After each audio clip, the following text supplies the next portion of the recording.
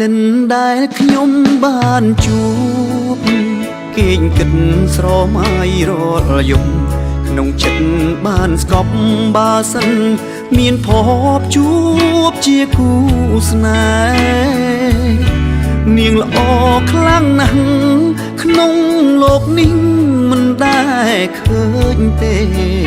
ស្រីល្អដូចជាមាសមេ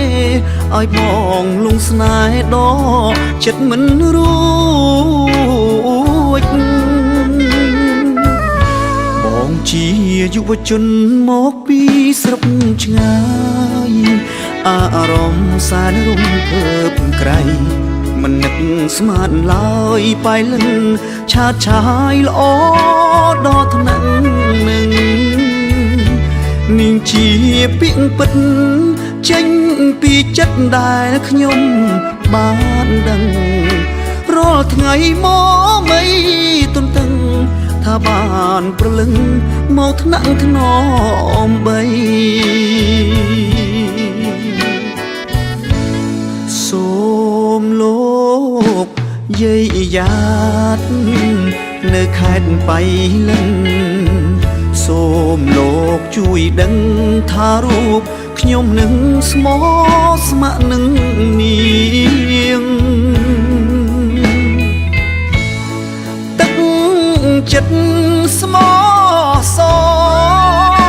ក៏មិនប្រែលអៀងស្មោះស្ម័គ្រនឹងនាងលួងសូនសងខា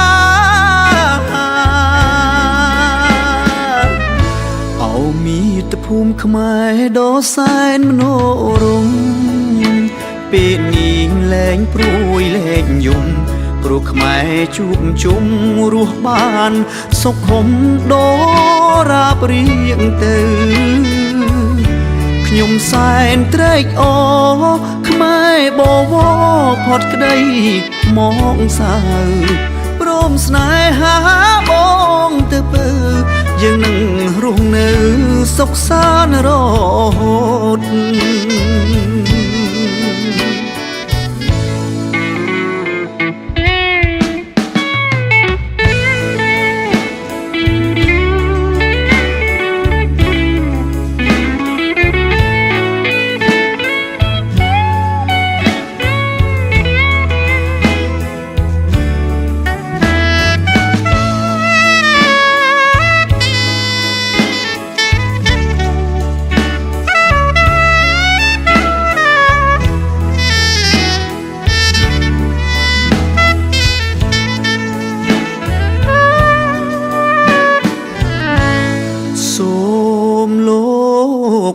យាយយ៉ា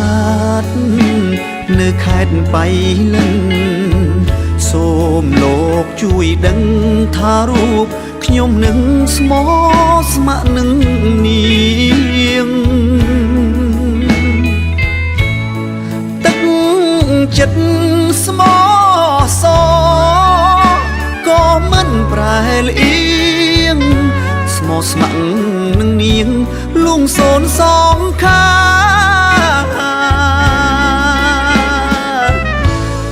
មាតុភូមិខ្មែរដ៏សែនមនោរម្យពេលនាងលែងព្រួយលែងយំព្រោះខ្មែរជួបជុំរស់បានសុខុមដល់រាបរៀងទៅខ្ញុំសែនត្រេកអរខ្មែរបវរផុតក្តីមកសៅព្រមស្នេហាបងទៅពើយើងនឹងរស់នៅសុខសាន្តរ